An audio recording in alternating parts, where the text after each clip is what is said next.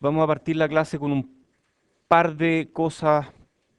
Uno es la pregunta que me hacían y otro es algo que creo que no he mencionado en esta clase. Matías, no he mirado tu correo. Muchas gracias. Eh, ¿Puedes decirme así a grandes rasgos de qué se trata? Ya, que son los que valen, porque el resto... Ya, ya, vamos a ver qué hacemos. Hay preguntas. ¿Cómo, cómo? Oh, ajá. Sí, hay que estar mirando el... Sí, hay que mirar el Classroom. Sí, oye, ya, entonces contéstelo los que puedan. Ya, par de cosas. Algo que no he visto y que no estoy seguro si ustedes conocen y que me gustaría mirarlo porque es importante, no porque lo vaya a preguntar en la prueba, pero prefiero que si es que llego a preguntar algo de esto en la prueba no se enreden por tonteras. Así que voy a preguntarles. ¿Conocen ustedes lo que es un potenciómetro? ¿Sí? ¿Quiénes saben lo que es un potenciómetro? ¿O quiénes creen que saben lo que es un potenciómetro? ¿Y quiénes no tienen idea de lo que es un potenciómetro? ¿Quiénes saben de dónde viene la palabra potenciómetro? ¿Cómo se dice potenciómetro en inglés? Será wattmetro, ¿no? Potentiometer. Es igual. Uy, qué raro. Y no les llama la atención porque no se habla de potency, no. Claro, no es medidor de potencia, no es un medidor de potencia. Entonces, ¿qué es un potenciómetro? ¿Por qué se llama potentiometer?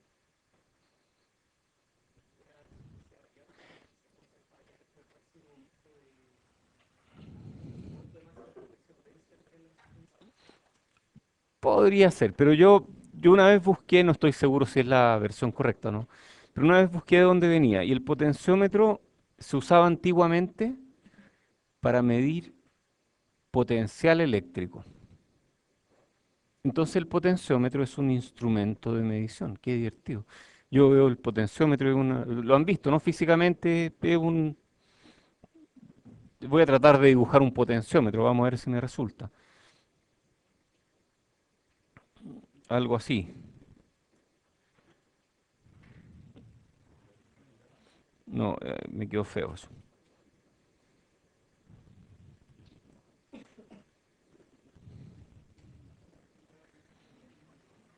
Algo así es un potenciómetro, ¿cierto?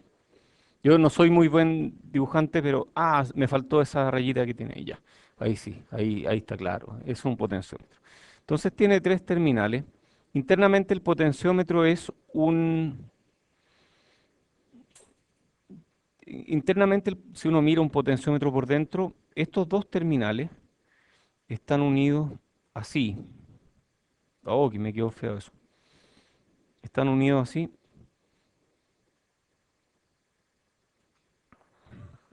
a un elemento resistivo. Este elemento resistivo, por ejemplo, es una película delgada de carbón. que es- Puede ser como el lápiz grafito. ¿Han cachado eso, no? ¿Alguien ha jugado con lápiz grafito tirando una línea y midiendo potencial? Porque el lápiz grafito produce algo que es como conductor, ¿cierto? Tiene resistencia. O tal vez podríamos jugar con eso algún día. Pero bueno. Entonces es una película resistiva que tiene alguna resistencia entre este punto y este punto. ¿Qué resistencia tiene entre este punto y este punto? Una resistencia R. Entonces, hay un tercer terminal del potenciómetro, que es la patita del medio, y esa patita va conectada a través de una perilla que yo puedo mover a un punto intermedio que tiene como un patín que desliza por sobre este potenciómetro. Entonces, al ir deslizando entre cero y uno, yo puedo hacer que la resistencia de aquí a allá y la resistencia de aquí a allá, esas dos suman R, ¿cierto? Entonces a esta le vamos a llamar R1 y a esta le vamos a llamar R2. R1 más R2 suman R, ¿cierto? Y digamos que R1 es X por R y R2 va a ser 1 menos X por R, donde X va entre 0 y 1. Y eso es un potenciómetro. ¿Para qué se usan? Para regular volumen, como resistencia ajustable a ABS. Y existen potenciómetros logarítmicos también. Esos son para regular volumen. Y hay otros que son lineales. eh, y tienen una letra. Por ejemplo, dicen A 10 kilos o B 50K. Y eso indica si es lineal o si es logarítmico o lineal. Y así, po. Y hay otros que son resistencias variables. Ah, y un potenciómetro, el esquemático de un potenciómetro, el símbolo es eso. Entonces eso indica que hay un tap o derivación que uno puede mover para arriba o para abajo. Después hay potenciómetros de 25 vueltas, que uno lo mira desde arriba, es como un paralelepípedo con tres patitas, tres terminales. Y uno tiene que darle 25 vueltas a un tornillo para moverse desde un extremo hasta el otro. Hay preguntas. La, este así. La flecha cruzada significa que es variable. Entonces es un R variable. Ese tiene dos terminales solamente, es un R variable. Y hay otros que no hemos mirado en el curso. LDR, por ejemplo. ¿Alguien sabe lo que es un LDR? Light Dependent Resistor. Es un resistor que tiene resistencia que depende de la luz. Entonces sirven como fotodiodos más encima, pero una resistencia. Y uno los mira así, son chiquititos, como así.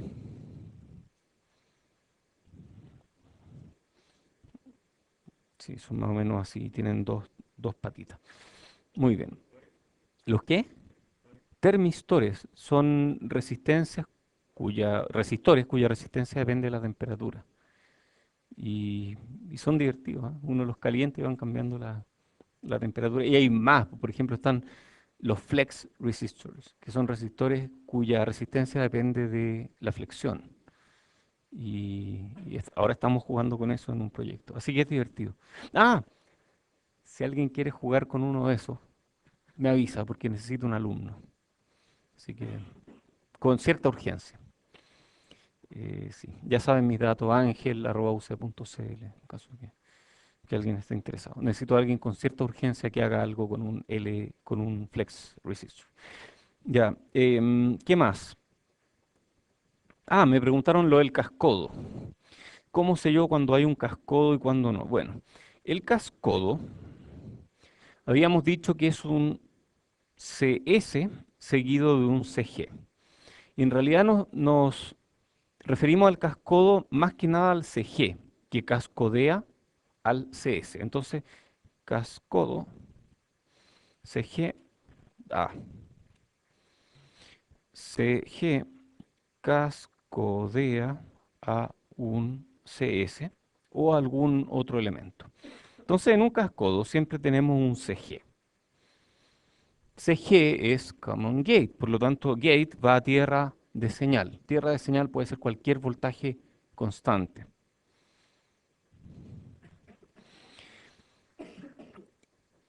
Y este está cascodeando a alguien más. ¿Cómo sé yo que está cascodeando a alguien más? Bueno, un CG, yo sé que el CG tiene la entrada en S y D es la salida. Entonces un NMOS, S, D, suponiendo que las corrientes vienen desde arriba, la entrada está en S. Por lo tanto, el elemento que cascodea, el elemento que es cascodeado, que en inglés se diría cascodí, acabo de inventar esa palabra, en español no tengo idea cómo se dirá. El elemento que es cascodeado está en S, mientras que D es el nodo que ofrece alta impedancia, ¿cierto? El nodo que ofrece alta impedancia es el D. A veces el elemento cascodeado sería un CS, donde yo le meto en la entrada una señal y este elemento resulta ser un muy buen transconductor. Es un muy buen transconductor, pero tiene un pequeño problema. Este gallo aquí tiene un pequeño problema.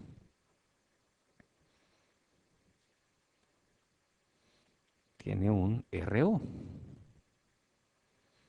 Entonces, si yo dibujo las curvas V de S y sub D, no es plana, sino que es como así. Y eso es malo, porque lo convierte en un Norton malo. Un Norton bueno sería plano, una fuente de corriente. Un Norton malo es un Norton que tiene un RO de salida que no es perfectamente infinito. ¿Cómo lo hacemos infinito? Bueno, tal vez haciendo un transistor más largo, no, tal vez haciendo un cascodo. ¿Cuál es la gracia del cascodo? Que si yo a este CS de alguna forma lo polarizo y le doy una corriente I sub D, este otro, este CG, va a tener la misma corriente I sub D, o alguna corriente I sub D distinta, puede ser en un caso un cascodo plegado, va a tener una corriente I sub D, y si yo a este le doy un V sub G constante, y tiene I sub D constante, ¿cómo tiene que ser V sub S? ¿Estamos de acuerdo con eso, no? V sub S es constante. V sub S es constante o se mueve muy poco. Vamos a hacer que, si es que este I sub D cambia, este V sub S cambia muy poco. Pregunta, si V sub S cambia poco, ¿cómo es el VDS de este transistor? ¿Ah? Es más o menos constante. Y si este VDS es más o menos constante, me voy a mover en un punto en el que hay una impedancia de salida, pero el voltaje cambia tan poco que la corriente cambia poco. Entonces, si este voltaje cambia poco, entonces esta corriente cambia poco en función de ese voltaje, por lo tanto, para todos los efectos prácticos da lo mismo que esta curva tenga pendiente, porque voy a estar en un solo punto de la curva. Entonces el efecto es que estos dos transistores en su conjunto se comportan más como un transistor que tiene una corriente que no depende del voltaje en la salida. Entonces esa es una de las gracias del cascodo y eso es en el fondo un aumento de la impedancia de salida. ¿Y por qué me gusta la impedancia de salida alta? Porque se parece a una fuente de corriente controlada por voltaje. Yo luego puedo pasar esa corriente por alguna resistencia y convertir eso a voltaje de vuelta y hacer que esto sea un buen amplificador. Entonces, respondiendo a la pregunta, el cascodo es un CG que cascodea algo más, por ejemplo un CS. Entonces, ¿dónde conecta el CS? El CS lo conectas en la entrada del CG. Y la entrada del CG es S. En el caso de un cascodo plegado, que es un poco más difícil de ver, imagínense algo más complicado. Podemos inventar circuitos tan complicados como quieran. Por ejemplo, podemos hacer un circuito en el que... Eso es lo bueno de la I3. Por ejemplo, podemos hacer esto. Y este va a ir acá.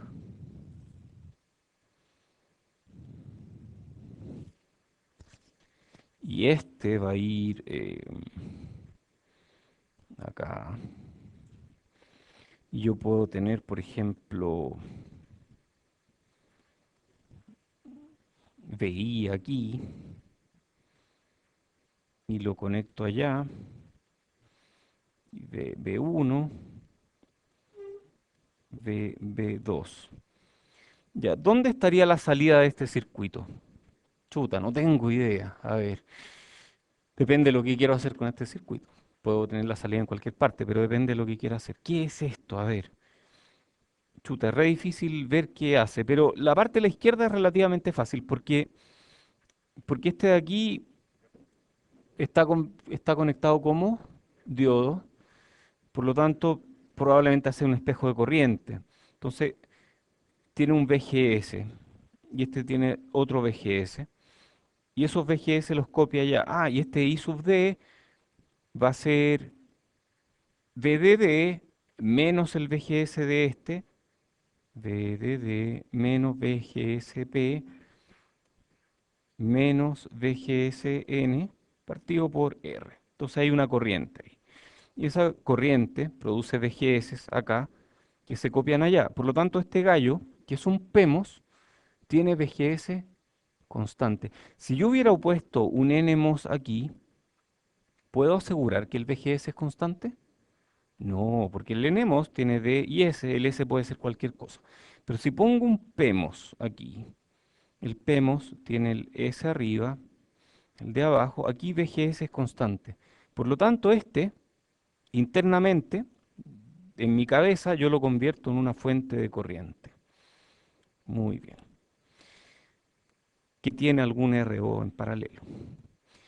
Este tiene compuerta a tierra de señal. VB es un voltaje de polarización. Entonces, A y S de... Por lo tanto, el S de este va conectado a esta fuente. Entonces, este está cascodeando, es el CG y está cascodeando a esta fuente de corriente que en pequeña señal se convierte en un RO. Por lo tanto, este cascodea un RO y la impedancia vista hacia allá es muy grande, ZP grande. Veamos qué pasa aquí. Aquí tenemos otra fuente de corriente. Por la misma razón, VGS aquí, VGS acá, tenemos otra fuente de corriente con su propio RO. Esta fuente de corriente es constante.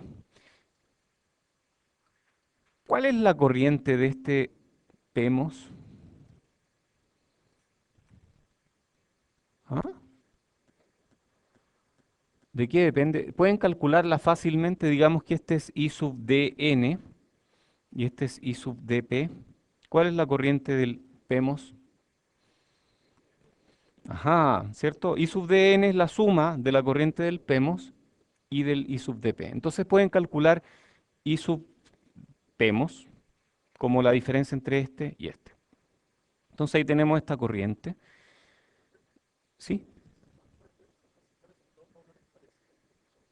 Si son iguales, la corriente aquí es cero, sí. No, no, corriente cero ahí no sabes mucho. Ah, ¿cómo aseguras que esto está en región activa aquí? ¿Cómo aseguras que este de la entrada?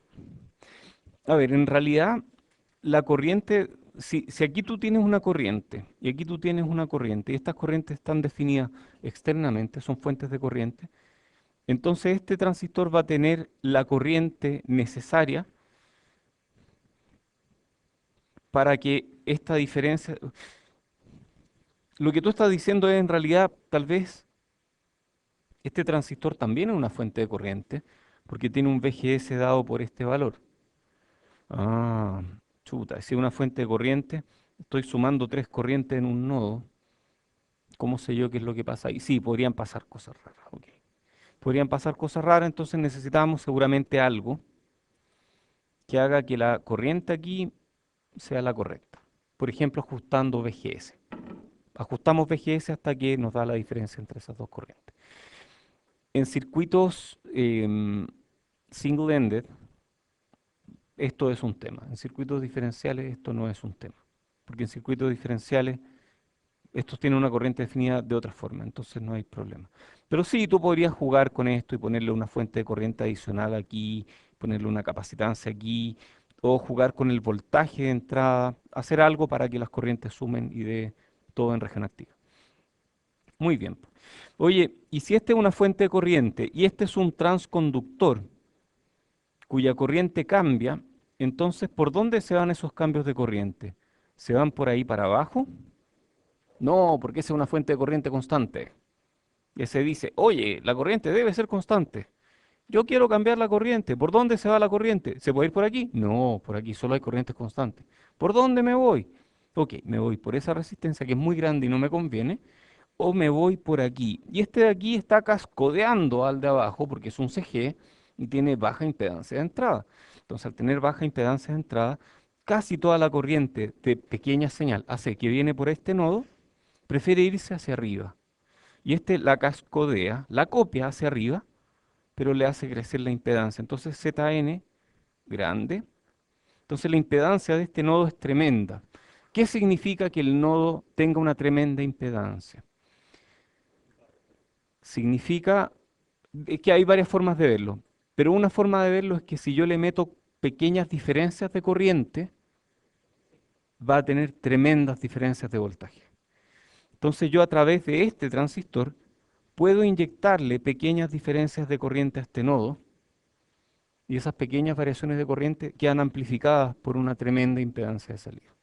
Por eso es que el cascodo es tan buen amplificador. Muy bien, pues espero haber respondido suficientes preguntas. ¿Hay más?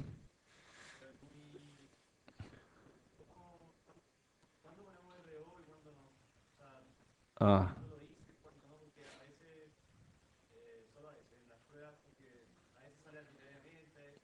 sí, sí, mira, en las pruebas a veces los problemas son muy fáciles, entonces hay que ponerle RO. O al revés, el problema termina con un álgebra imposible y le quitas los RO para que sea fácil de resolver en tiempo razonable. Entonces es un criterio que va más bien por el lado tiempo. Hay otro criterio que es más electrónico, un criterio más ingenieril, que tiene que ver con que a veces, si tú tienes, por ejemplo, 1 kilo y un transistor discreto, ¿crees que te importa RO? RO va a ser, no sé, enorme, cientos de kilos, entonces realmente no te va a importar nada. Entonces tú vas desarrollando un criterio que te ayuda a ver cuándo RO importa y cuándo RO no importa. Otro ejemplo, tú tienes este circuito y este tiene su RO y aquí tienes otro circuito donde esto es V1, esto es V2 y esto es VI. Y este tiene su RO, este RO1, este RO2 y esta es mi salida. ¿Cuál crees tú que importa aquí? ¿RO1 importa, RO2 importa o los dos importan?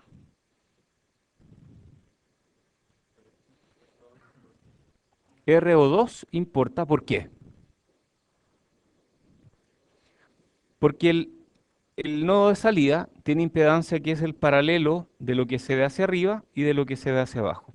Lo que se ve hacia arriba es RO2, lo que se ve hacia abajo es enorme, porque este está cascodeando a RO1. Por lo tanto, aquí no te importa RO1, ese da lo mismo, RO2 sí te importa. Entonces hay que desarrollar criterios. Hay preguntas. Sí, sí. Si tú tienes un transistor, la impedancia vista hacia acá es como 1 partido por Gm cuando este es constante, la impedancia vista hacia allá es grande. Entonces sí. Y eso es algo que es útil verlo. No siempre es 1 partido por Gm porque depende de lo que hay para arriba, y aquí no siempre es grande, depende de lo que hay para abajo, pero ese es un buen criterio para empezar un análisis cualitativo de un circuito. ¿Sí?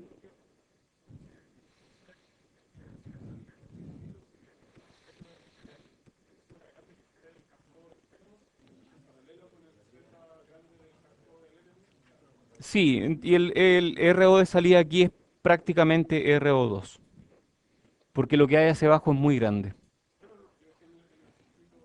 Ah, aquí. No, es que aquí no he completado, entonces no sé aquí cuál es la salida. Pero sí, en el fondo hay que mirar y si tienes dudas, ponle una fuente de prueba y ve qué pasa.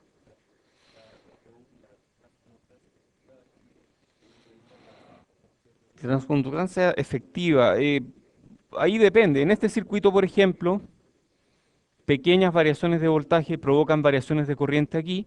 Esas variaciones de corriente son copiadas acá. Casi todas. Hay una parte que se va por RO de este transistor, pero casi todas se va por aquí. Entonces, y si yo tiro este nodo a tierra de señal, casi toda la corriente que se produce aquí debido a este voltaje aparece allá. Entonces, sí, la transconductancia efectiva aquí es prácticamente la misma que la del transistor de entrada. No del cascodo, de este transistor, el GM de ese transistor. Sí. No siempre es así. Hay más preguntas. Lo mismo que el NMOS. Igual, del DREN se ve una impedancia grande. Grande. Depende de lo que haya en la fuente. Es que depende, puede ser RO. y hacia allá se ve 1 partido por GM más o menos.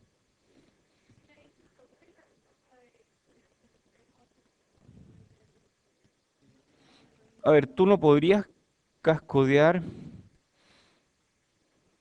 con un NMOS, tú no puedes cascodear un PEMOS o al revés. Eh, a ver, tú podrías cascodear este NMOS con un PEMOS siempre y cuando use aquí una fuente de corriente que pliegue el circuito. Entonces al plegar, tú tienes un PEMOS y este PEMOS tiene ESD. El terminal de S, que es la entrada de un CG, va conectada al mismo nodo que la salida de un CS.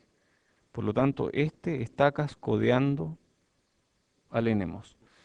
Tú dices cuál es la ventaja de cascodear con un PEMOS o cascodear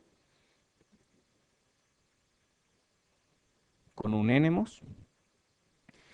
A ver, la ventaja aquí es que tienes corrientes diferentes. Esa es una de las principales ventajas. Y la otra ventaja importante es que el rango de entrada para el cual la salida de este circuito, el rango de entrada que permite que este circuito siga operando en región activa es mayor en este caso que en este caso. Entonces hay un par de ventajas de hacerlo así. Pero hacerlo así requiere más corriente porque requiere 2 ramas. Y hay otra ventaja, a ver, otra ventaja que está oculta de por qué tener corrientes diferentes es bueno. Si yo tengo corrientes diferentes, puedo hacer que el ruido de este circuito dependa de algunos transistores y no de todos los transistores. Eso también se ve en otros cursos. Había otra pregunta por allá. Ah, ya.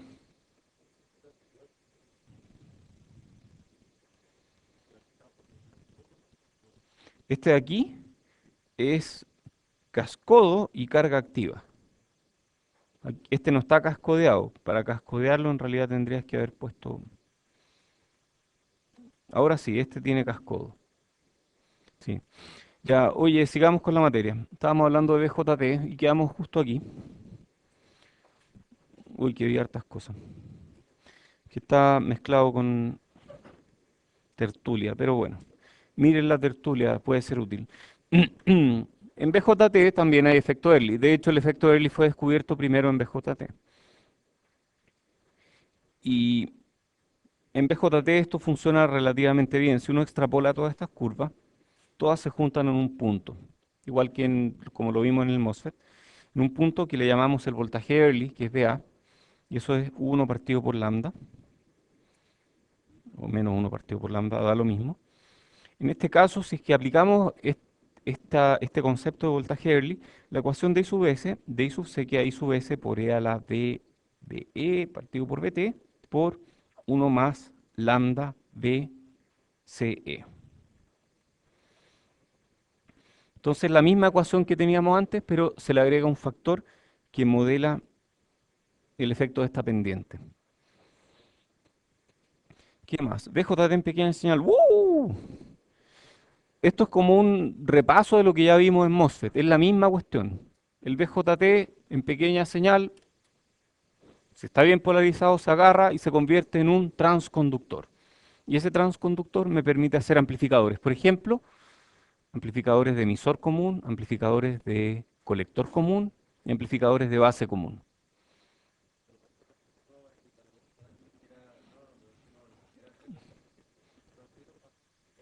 Ah, pero es que no se la aprendan, po. Lo del ruido no tienen por qué saberlo porque no lo he pasado en este curso. Entonces, no sé, no me acuerdo. Tendría que pensarlo. Menos ruido, diferentes corrientes, pero tiene más corriente. Entonces es una desventaja.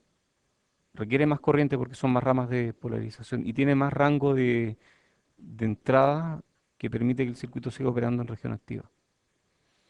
Sí, va por ahí. Oye, ya. Entonces el BJT es un elemento circuital no lineal que se puede comportar cuando está en región activa como un transconductor. Y de eso habla esta lámina. Si lo pongo en un punto de operación, puedo calcular su modelo de pequeña señal, que ustedes ya se están empezando a imaginar cómo es, ¿o no? Es la misma cuestión que el MOSFET con una pequeña diferencia. Hay corriente de entrada. En pequeña señal, estamos hablando de pequeña señal. En pequeña señal todo es lineal, ¿cierto? Pero aquí hay una corriente de entrada, a diferencia del MOSFET donde no hay corriente de entrada. Esa es la única diferencia. Entonces, vamos a tratar de entenderlo con un primer ejemplo. Y este primer ejemplo no lo hemos visto, pero es un emisor común. Porque el emisor está conectado a un común, mientras que la entrada está aquí y la salida está allá. Si mi entrada es pequeña, mucho menos que 0,7 volts, este transistor no va a estar conduciendo nada, por aquí no va a haber corriente, por lo tanto este voltaje VO va a ser VCC y estamos en corte. Entonces cuando pasamos 0,7 volts, más o menos, por ahí, en realidad esto es gradual, pero siempre hablamos de 0,7 volts, empieza a conducir. Cuando empieza a conducir, aquí hay corriente, por lo tanto este voltaje baja. Si yo subo este voltaje baja rápidamente. Ahí estamos en región activa. Luego llegamos a VCE, 0,2 volts, y cuando llegamos ahí, este voltaje deja de decrecer, ya no decrece mucho más, y quedamos en región de saturación, donde se comporta como un mal amplificador. Entonces, en esta región, donde es región activa, nosotros podemos producir pequeños cambios en la entrada y esto produce pequeños cambios en la salida. Y yo podría hacer el cálculo, por supuesto, de VO igual VCC menos RC por la corriente. Y la corriente es I sub S por E a la VBE partido por VT. ¿Todos de acuerdo con esa ecuación, no? A partir de esta ecuación, ¿yo puedo calcular la ganancia? Esa ecuación, por supuesto, es válida en región activa aquí. ¿Yo puedo calcular la ganancia aquí o no? Derivando, ¿cierto? ¿A quién le gusta derivar? ¿A quién le gusta derivar? Estoy impresionado. Bueno, como no les gusta derivar, vamos a ver el modelo de pequeña señal que no requiere que ustedes deriven. Pero este primer ejemplo lo vamos a hacer derivando. Entonces, si VO, DVO a DVI, VI es VBE, la derivada de BCC, se me olvida el chiste, ¿cómo era ese chiste? Que llega una constante a un bar. Ah, ya, la derivada de una constante es cero. Después el menos, después RC y sube S. ¿Cuál es la derivada de la exponencial? La exponencial. Ah, es la misma. E a la B, BE partido por BT. ¿Y ahí está listo o no? ¿Qué pasó? Ah, me faltó. Ya, ¿y qué tengo que agregar aquí entonces? Por la derivada de lo de adentro, ¿cierto? Ah, y eso uno partido por BT. Ya, ok, ok. Ahí sí, ahí estamos, ¿cierto? Y esa es la. Oye, ¿y a cuánto se parece E a la BBE partido por BT cuando BBE es muy chico? A uno, a uno. ¿Y eso me da? ¿Esa es la ganancia? No, aquí hay un error. Aquí hay un error porque este no es I sub S, esto es otra cosa. Esto está malo. Se borra, se borra, se borra. Calculémoslo de nuevo. Aquí salió algo raro, ¿ah? Menos RC por...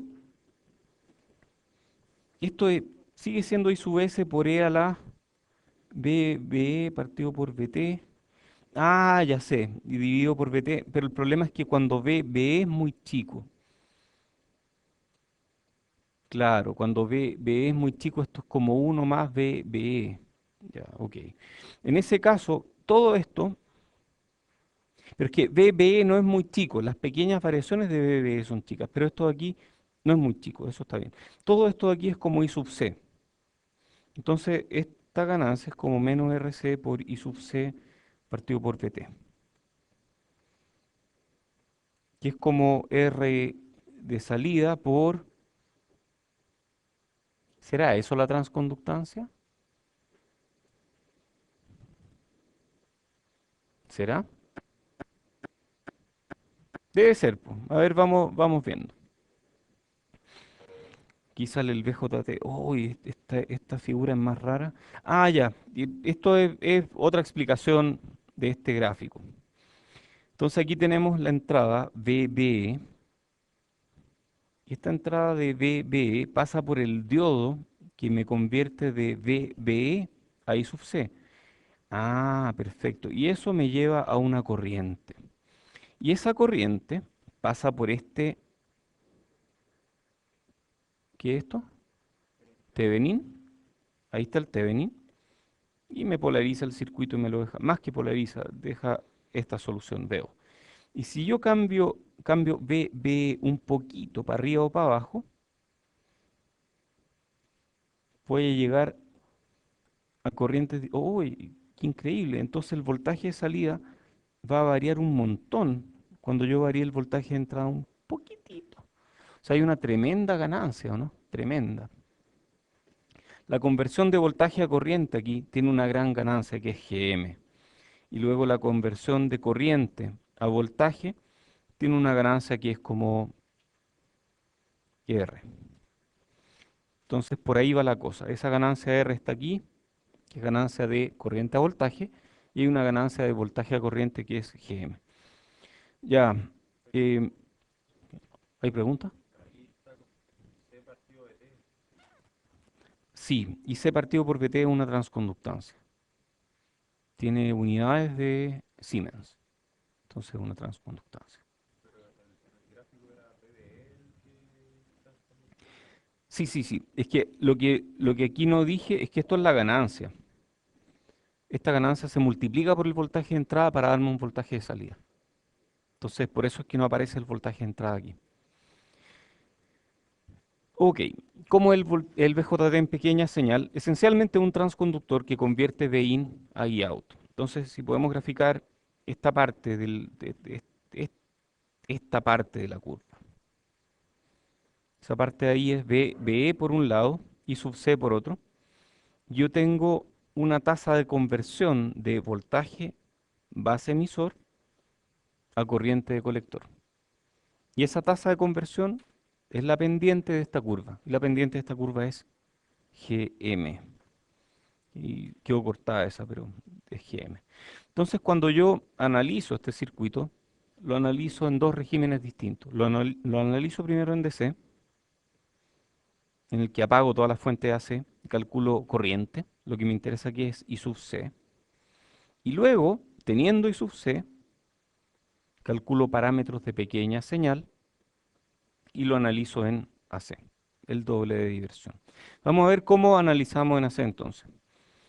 Em, entonces vamos a partir diciendo que I sub C es I sub S por E a la BE partido por BT, ¿cierto? Pero yo sé que I sub C es I sub C más I sub C, de C más AC. Entonces, esto aquí es I sub C más I sub C es I sub S por E a la...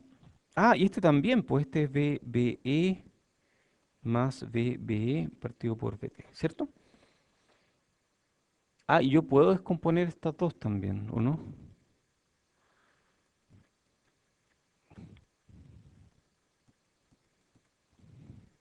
¿Qué hago acá? Un más, ¿cierto? Así es, ¿o no? Por, ¿cierto? Ya. Ah, sí, sí, sí, sí. Ah, y como es por, no, no, ese ya no va, pues sí, ya está multiplicado.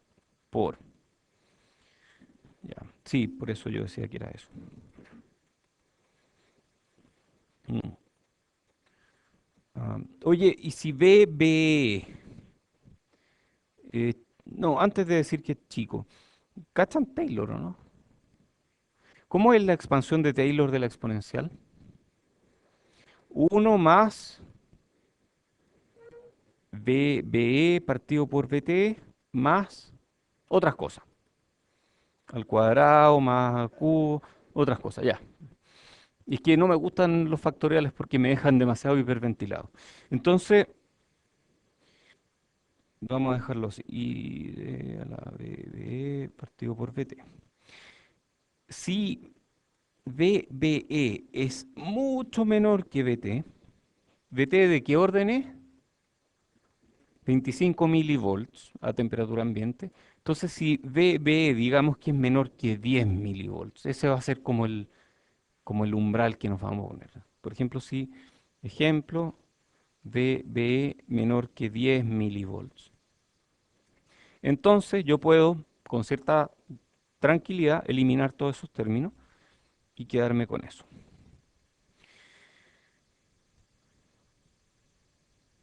No, eso se ve feo, sí. Ahí se ve mejor, pero bueno. Es que eso llega hasta infinito. Ya no importa. Asumamos que la hoja es larga y que llega hasta infinito. Ya. Entonces esto es I sub C más I sub C. Ah, momento. Entonces I sub C más I sub C es I sub S por E a la B, B, E partido por BT. Mm, claro, ahí multipliqué S más, ¿cómo esto? Ah, mm, ya, ayúdenme. I sub S por B, BE partido por BT por... Ah, ya, perfecto, sí, sí. Ah, pero no, se ve feo así. Mejor pongámoslo de otra forma. Pongamos el BE aquí, partido por BT, por I sub S por E a la BE partido por... Algo así, ¿o no? Sí, oye, y este dice, y esto es, dice, ah, perfecto. Entonces yo podría hacer eso, ¿cierto? Y luego de eso puedo, ah, puedo despejar I sub C chica, que va a ser VBE por I sub C partido por BT. Mish. Definamos transconductancia. Transconductancia es por definición la derivada de la corriente I sub C respecto de voltaje de entrada. Y que en este caso, dada la notación que estamos usando, es I sub C minúscula partido por BE minúscula. Y despejándola aquí nos da que es I sub C en DC partido por BT. Entonces logramos calcular la transconductancia. Entonces eso es muy bueno. Entonces estamos listos, po. Estamos listos con el modelo, ¿o no? ¿Qué falta? No, el RO es fácil. El RO, se los doy al tiro. RO va a ser, es algún voltaje, por ejemplo el voltaje Early, que es grande, partido por alguna corriente, por ejemplo, y ya ese RO, listo. Ah, ahí por si acaso, depende cómo lo definen. ¿Estamos listos o no? ¿Qué falta? Hay una corriente en la entrada también. Sí, ya, hay una corriente en la entrada. Entonces vamos a tener que estudiar esa parte. ¿Cómo es la corriente en la entrada? Uy, a ver. Porque, sí, aquí hay un I sub B. Necesito ese I sub B de pequeña señal. Necesito algo que me relacione ese I sub B de pequeña señal con beta. ¿Beta vale también para pequeña señal o no? ¿Beta vale? A ver, es una buena pregunta.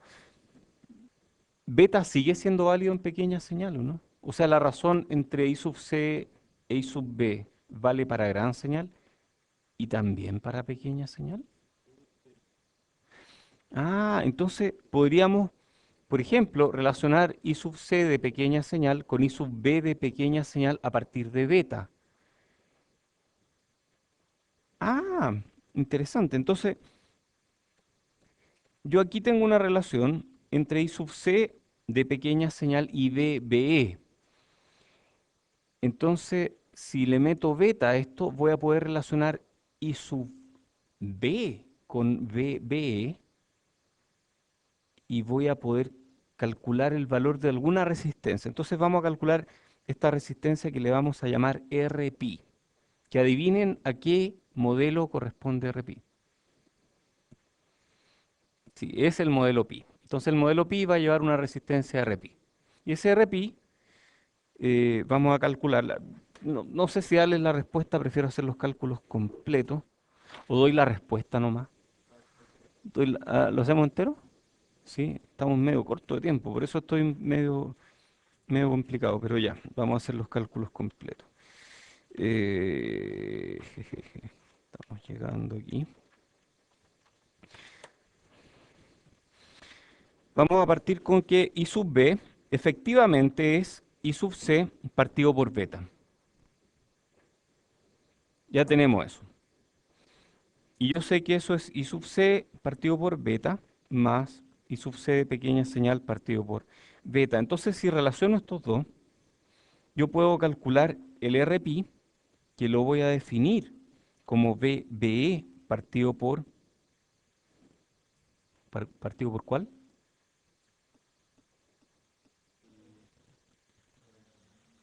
I sub B, ya, gracias. I sub B, SRPi, sí.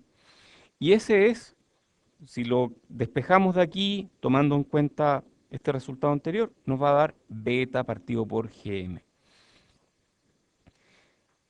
Muy bien. Y eso es B sub T partido por I sub B. Muy bien. Oye, y teníamos modelo pi y hay otro modelo que se llama modelo T, sí, modelo T. En modelo T vamos a calcular un R sub E, que en el caso del MOSFET, ¿cuánto valía ese R sub E? 1 partido por GM. Aquí no vale 1 partido por GM, aquí vale otra cosa. Hacemos la misma cuestión, I sub E es I sub C partido por, en este caso es beta, en el otro caso es beta, alfa. Eso es I sub C partido por alfa más I sub C partido por alfa. Y de aquí yo puedo despejar RE, que en este caso es, por definición, BE partido por I sub E. En ese caso es alfa partido por GM. Y alfa es casi... ¿Ah? Ya, en el caso de beta infinito, alfa vale 1. Si alfa vale 1, Rpi vale...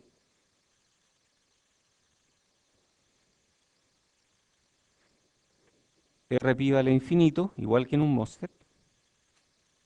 Y alfa vale 1, entonces Re vale 1 partido por Gm, igual que en un MOSFET. O sea, cuando beta tiende a infinito, BJT tiende a MOSFET. Esa es más o menos la lección de aquí. Ok, entonces el BJT es un poquitito más complicado que el MOSFET, pero tiende a MOSFET cuando beta tiende a infinito. Entonces estos son los circuitos equivalentes, que son los mismos que vimos cuando hablamos de MOSFET, con la única diferencia es que aquí aparece un RPi. Y ese RPi tiende a infinito cuando beta tiende a infinito. Y aquí tenemos Gm por BE, y este sería el modelo pi, y el modelo T es parecido. Hay un RE. Este RE dijimos que era alfa partido por Gm, no es 1 partido por Gm, por lo tanto esta corriente y esta corriente ya no son iguales. Y si esta corriente y esta corriente no son iguales, entonces aparece una corriente de base pequeña. Pequeña, pero distinta de cero. Muy bien. Oye, ¿y cómo serán los transistores PNP en pequeña señal? Porque hemos visto, son iguales, la misma cuestión. ¿Cómo sabíais? Como que ya hemos visto esto, ¿cierto? Es como que es fácil. Entonces podemos perfeccionar el modelo y ponerle un RO, ya saben cómo queda con el RO de salida, ya sea en el modelo Pi o en el modelo T, la misma cuestión. Resumen, esto es BJT en pequeña señal. Si estamos viéndolo en pequeña señal, probablemente es región activa, porque nos interesa como amplificador en pequeña señal. Y estas ecuaciones valen para todos los modelos que están acá. Entonces la corriente, esto es supernodo, corriente de emisores, corriente colector más corriente base. La corriente colector depende exponencialmente del voltaje base emisor. La corriente de colector es beta veces corriente de base. Esto es en región activa. Esta no vale en saturación. Recuerden que en saturación aparece un beta forzado. Y eso es alfa además por I sub B. Tenemos relación entre alfa y beta. Tenemos Gm. Estas son más ecuaciones para Gm, ¿ah? Yo les mostré esta, pero estas de acá salen también de... Uno puede comprobar que están todas correctas. Re, Rpi y Ro. Y listo, y estamos. El modelo es fácil. Entonces, la receta de cocina, la misma que teníamos para el MOSFET. Calculamos punto de operación. El punto de operación me da I sub C. Con I sub C yo calculo el modelo de pequeña señal. De hecho, con I sub C yo al tiro tengo Gm.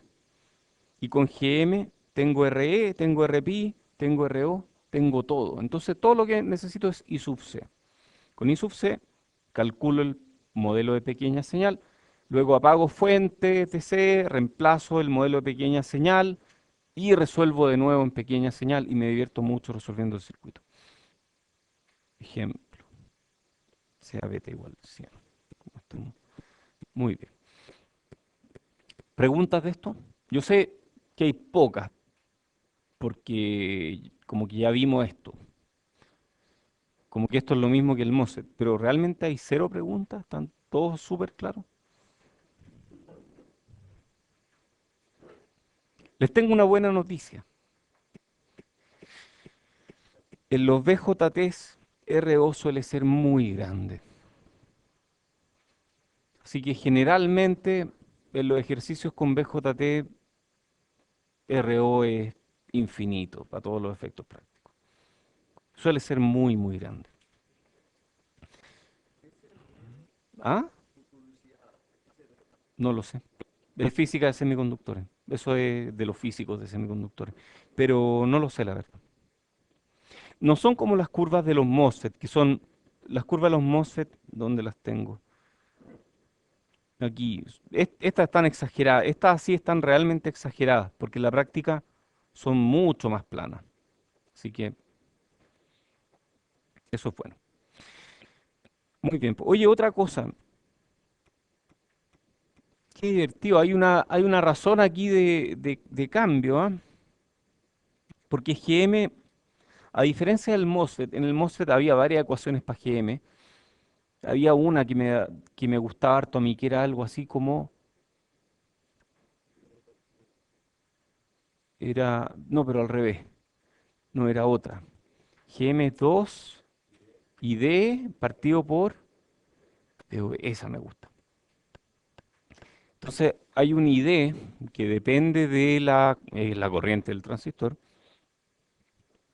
y hay un VOB que depende del exceso de voltaje por sobre VT. Pero ID y VOB igual están relacionados, dependen del MOSFET. O sea, sí. Curiosidad nomás, entonces GM en un MOSFET es 2ID partido por VOB. Mm. Y yo puedo definir una razón de cambio. Voy a ponerme súper, súper materialista para mis cosas. Entonces voy a decir, un transistor a mí me importa en la medida que pueda darme su propiedad por cada unidad de energía que yo invierto en su propiedad. ¿Cuál es la propiedad del transistor? La transconductancia. Entonces yo voy a medir materialistamente la calidad de un transistor o una forma de medir la calidad de un transistor, no es la única, es la transconductancia por cada unidad de corriente que yo le doy. Y voy a decir que un transistor es muy eficiente, un trabajador muy eficiente, Si cada vez que yo le doy un miliamper, me da muchos milisiemens de transconductancia. En un MOSFET, esa característica se llama Gm partido por ID. Y es cuántos milisiemens de transconductancia un MOSFET me puede dar por cada unidad de corriente que yo le doy. Y Gm partido por ID en un MOSFET cubre un amplio rango que va entre 2, más o menos, puede ser incluso menos, y 25, más o menos, milisiemens partido por miliampere. En un BJT, BJT, Gm partido por IC es 1 partido por Vt. Y 1 partido por 25 milivolts es 40 milisiemens por miliampere.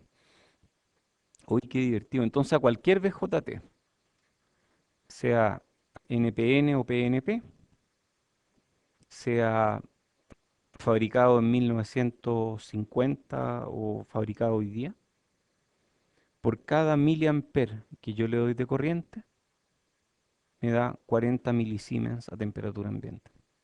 Fijo. Y eso hace mucho más fácil las ecuaciones de diseño. Mucho más fácil. Hay menos grados de libertad, entonces como que amarra más cosas. A temperatura ambiente, 40 milisiemens por miliamper. Esa es la tasa de conversión de corriente a transconductancia en un BJT. ¿Preguntas de eso? Muy bien, pues. Vamos con el ejercicio. Amplificador. Oye, y esa no depende de beta, qué increíble. Igual es como increíble. Sea beta igual 100, encuentre la ganancia. Oh, mm. Ya, vamos a hacerla como corresponde. Vamos a hacerla como corresponde. Primero en DC. Me quedé sin lápiz.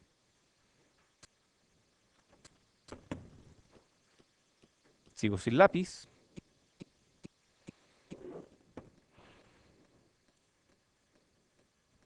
Sí, sí sé. Estoy sin lápiz. No sé, ahí volvió. El problema es que está en otra parte.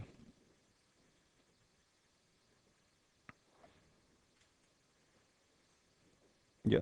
Los que están mareados, cierren los ojos un segundo. Entonces vamos a hacerlo como corresponde. Vamos a partir con DC primero. En DC apagamos la fuente AC. Y si hubiera capacitores, ¿qué le haríamos? Circuito abierto. ¿Y si hubiera inductores, qué le haríamos? Oh, me acordé de un ejercicio con inductores. Uy, qué buena idea. Que hay un ejercicio con inductores. No, no creo que lo haga, pero, pero bueno. Vamos a ver cuán creativo estoy. Sí, ya. Es que me acordé. No, es que un ejercicio bien divertido, ¿ah? Em, un ejercicio bien curioso. No, no creo que lo haga, porque ya tengo ideas de qué voy a preguntar. Pero, pero un ejercicio bien divertido, porque es un amplificador que no me aguanto de mostrarle esto. Yo sé que estamos hablando de otra cosa, pero es que no me aguanto.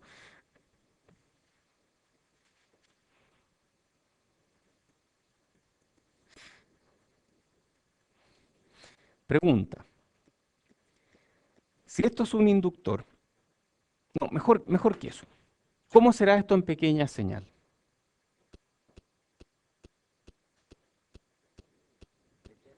¿Ah? ¿En pequeña señal? ¿Cómo será? PI,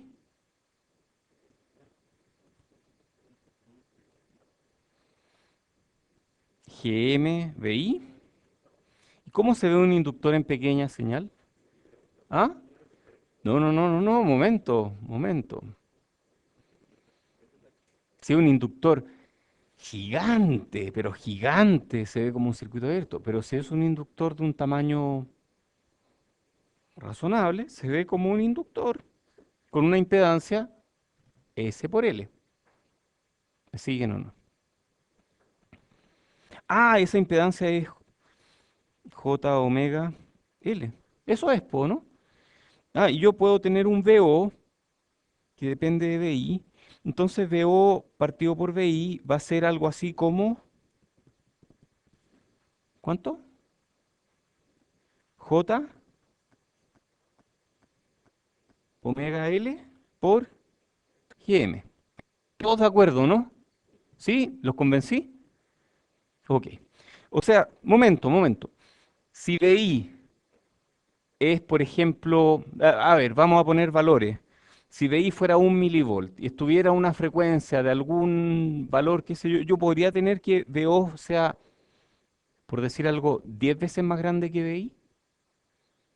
Existe una combinación de valores de omega, L y Gm que haga que VO pueda ser, por ejemplo, en amplitud 10 veces más grande que VI. ¿Sí? Todos convencidos. Ya digamos que VI fuera, por ejemplo, 10 milivolts. VO variaría 10 milivolts. Por 10, 100 milivolts. Para arriba y 100 milivolts para abajo. ¿Cuál es el nivel de C de VO? ¿Ah? A ver, miren este circuito. ¿Cómo se ve en DC?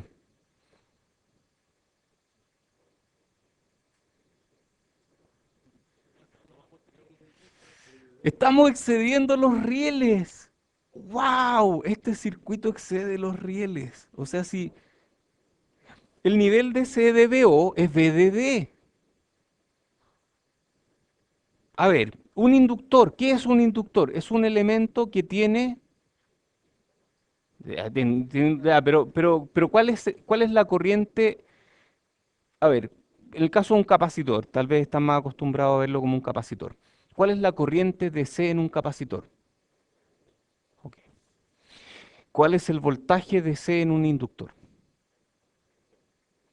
¿Qué significa que el voltaje de C en el inductor sea cero? Que por cada voltaje positivo tiene que haber un voltaje negativo para que el promedio sea cero.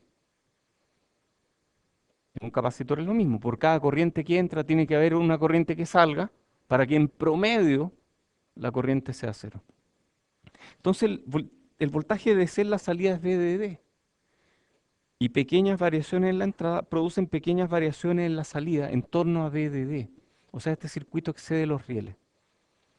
Este es un ejemplo de una familia de circuitos que se llaman LNA, por Low Noise Amplifier, y se usan mucho como etapa de entrada o front-end de los circuitos de radiofrecuencia. Por ejemplo, en los celulares, en los Wi-Fi, en todo lo que se comunica de manera inalámbrica, recibe algún voltaje de alguna antena y lo primero que hace es amplificarlo con un circuito que se parece a esto. A veces llevan cascodos, a veces llevan más de una etapa, pero son muy parecidos a esto. Siempre llevan un inductor porque están sintonizados para alguna frecuencia.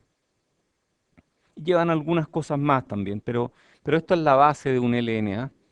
Eso se estudia en un curso que ya no hemos dado más, que se llama 3453. Muy bien. Oye, es que tenía que decirlo porque me parece divertido. O sea, yo sé que me desvío un poco de la materia, pero se aprenden más, pues, y lo importante es aprender, supongo. Bueno, ya que les di la respuesta, no lo voy a preguntar mañana. ¿Qué?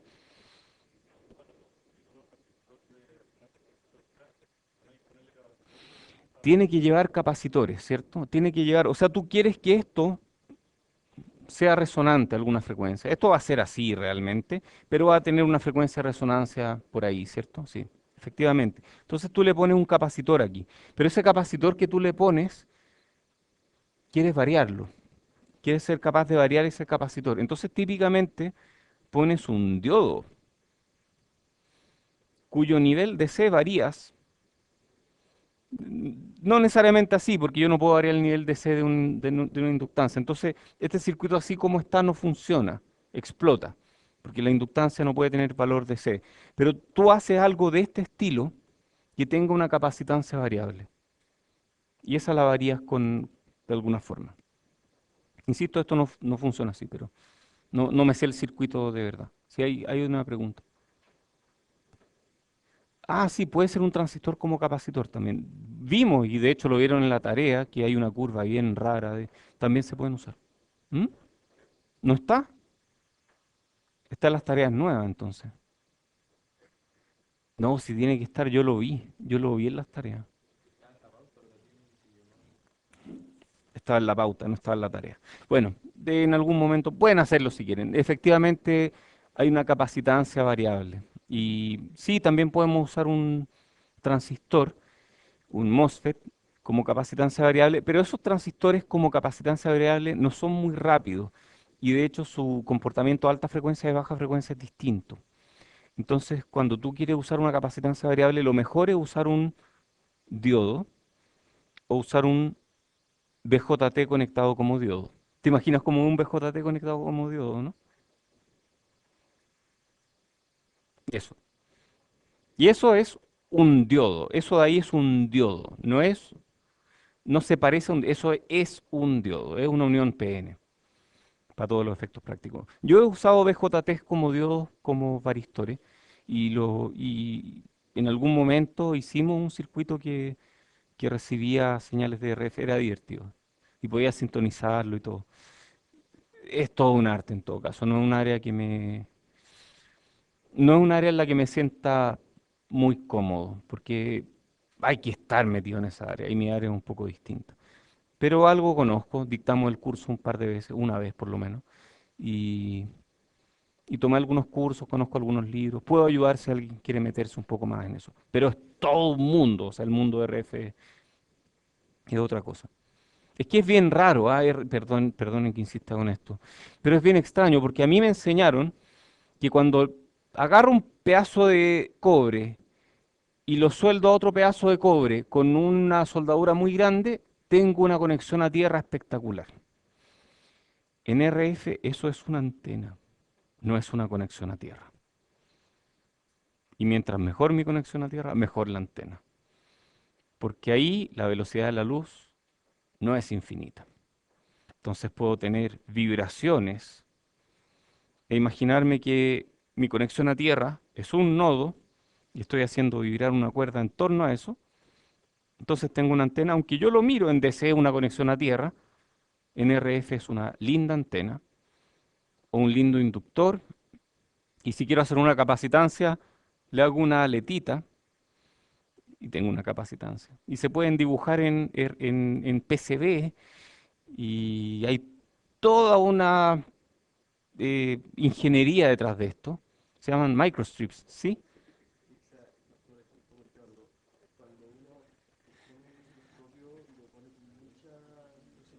Ajá. Se ven cosas raras, sí. Puede ser, ahí no sé, no sé. Pero sí, el mundo de RF es un mundo, yo me he metido poco en ese mundo, muy poco. Ya, oye, en DC entonces, hagamos este antes del recreo. Eh, en DC, ¿cómo es? Es una fuente de 3 volts aquí. Aquí tenemos 100 kilos. Aquí tenemos el transistor. Aquí tenemos RC, PSC. Oye, ¿y qué voltaje hay ahí? Qué fácil, Ana, que ver con el MOSFET, qué fácil. 0,7 volts. Si aquí hay 3, aquí hay 0,7, yo puedo calcular rápidamente I sub B, ¿cierto? ¿Cuánto es I sub B? 3 menos 0,7 partido por 100 kilos. Y eso es 2,3 dividido por 100.000, 2,3 mili, 230 micro, 23 micro. I sub B igual 23 microamperes. Si beta es 100, I sub C es 100 veces más grande. ¿Y eso es cuánto? 230 micro, 2,3 mili. Listo. Ah, pero igual me gustaría estar seguro de que esta cosa está operando en región activa. Entonces, ¿cuánto es BC en este caso? BC va a ser 10 volts menos I sub C por RC. 10 volts menos 3000 por 2,3 mili. 2,3, 4,6, 6,9. 10 menos 6,9 es como 3,1. 3.1 volt. Ya, miremos si es que estoy en lo cierto, porque a veces me equivoco. Eh, y no lo tengo aquí. Lo tengo en otra parte, parece. Sí, no sé dónde lo tengo. Pero bueno, si me equivoqué, probablemente fue en algún paso de álgebra y no en los conceptos. Los conceptos están bien. Así que, ¿dónde está este? Si lo tenía en alguna parte. Sí, no, no lo encuentro. No, no lo encuentro, no importa. Pero es como 3.1 volt, por lo tanto esta cosa está en región activa, porque eso es mayor que 0,2 volts. Luego puedo obtener Gm. ¿Cuánto es Gm? I sub C partido por Vt, y eso es 2.3 miliamperes partido por 25 milivolts, y eso tiene algún valor. Luego puedo hacer el circuito en pequeña señal, VI, 100 kilos. Ahora reemplazo mi modelo de transistor que lleva un RPI GM-VBE, ahí está VBE, 3 kilos a tierra, y de aquí se puede calcular ganancia, impedancia de entrada, impedancia de salida, transconductancia efectiva.